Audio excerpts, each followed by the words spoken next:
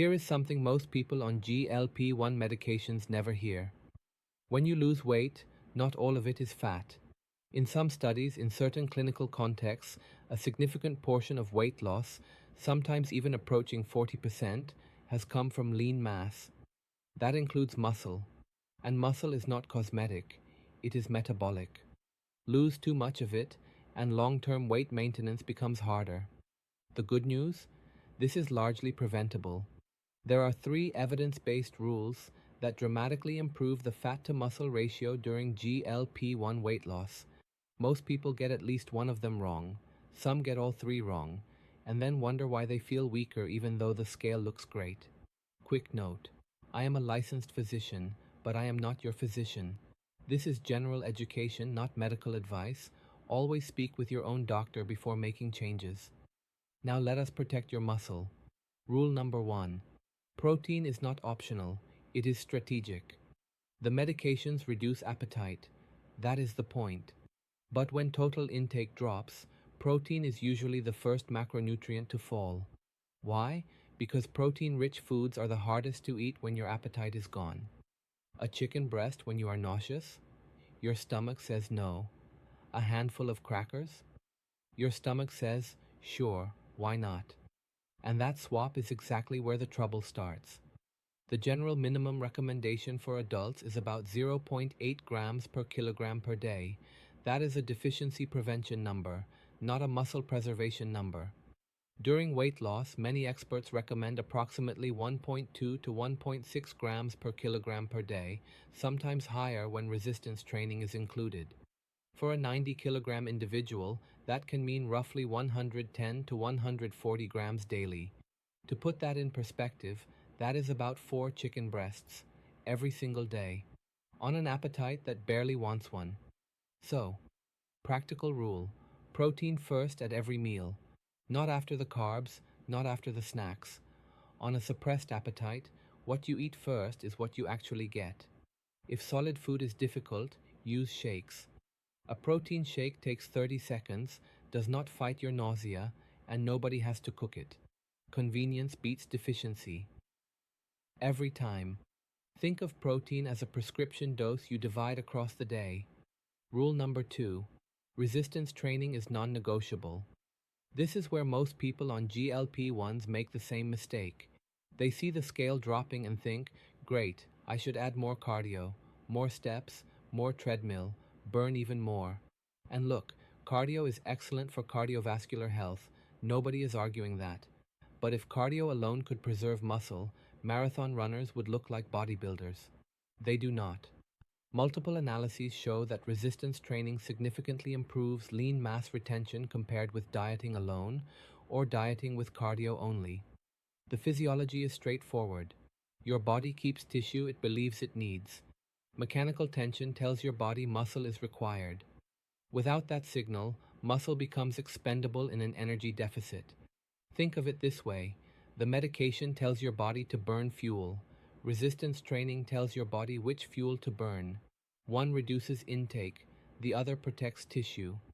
Practical target: 2 to 3 sessions per week. Focus on large compound movements when possible, squats, presses, rows, deadlifts, or bodyweight versions if you are new. If you have never touched a weight in your life, that is completely fine. Start with push-ups, air squats, resistance bands. Your muscles do not care about your gym experience, they care about the signal. And progressively increase challenge over time. Small increases matter. If you have been lifting the same 10-pound dumbbell for 6 months, your body got the message 5 months ago. It is no longer impressed. Challenge yourself. Just a little more each week. Rule number 3. Protect the environment where muscle repair actually happens. You can eat the perfect amount of protein. You can train 3 times a week.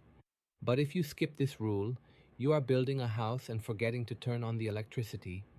3 things: sleep, hydration, micronutrients. Sleep first. During sleep, growth hormone pulses increase and tissue repair accelerates. Chronic sleep restriction impairs recovery and increases lean mass loss during calorie restriction. 7 to 9 hours. If you cut sleep, you cut recovery. Physiology does not negotiate. I know, everyone says this, and almost nobody does it. But here is the thing.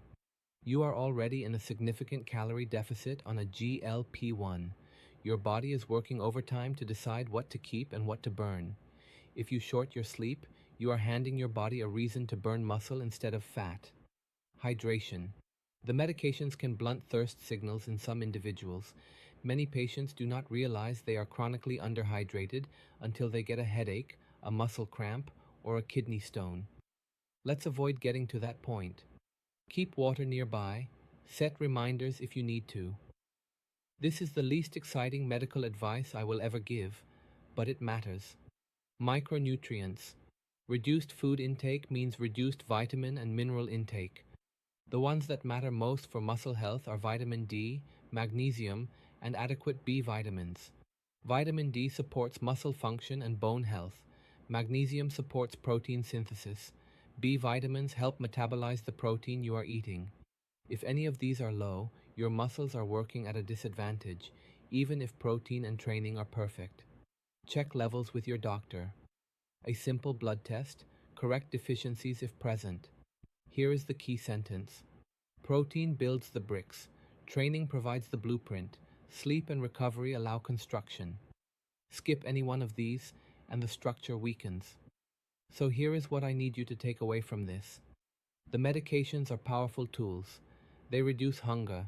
They improve metabolic markers. They help people finally make real progress. But they do not automatically protect muscle. That responsibility remains with you. You work too hard to lose weight the wrong way. And the good news is, it is not complicated. 1. Protein at 1.2 to 1.6 grams per kilogram, or individualized with your clinician. Protein first at every meal. 2. Resistance training 2 to 3 times weekly, not just cardio. Give your body the signal to keep the muscle. 3. Protect sleep, hydration, and micronutrients. They are the conditions where everything else actually works. If you follow these 3 rules, you are not just losing weight, you are improving body composition, more fat reduction, more muscle retention, better metabolic resilience. The scale might show the same number as someone who did not follow these rules, but the physiology underneath will be very different. And honestly, that is the version of weight loss worth having. If this was helpful, subscribe. I am a licensed physician, and I break down the science behind these medications so you can make better decisions with your doctor. If you missed my last video comparing Mounjaro versus Ozempic, I will link it in the description. And as always, this is not medical advice. Consult your doctor before making any changes to your medication, diet, or exercise routine. See you next time.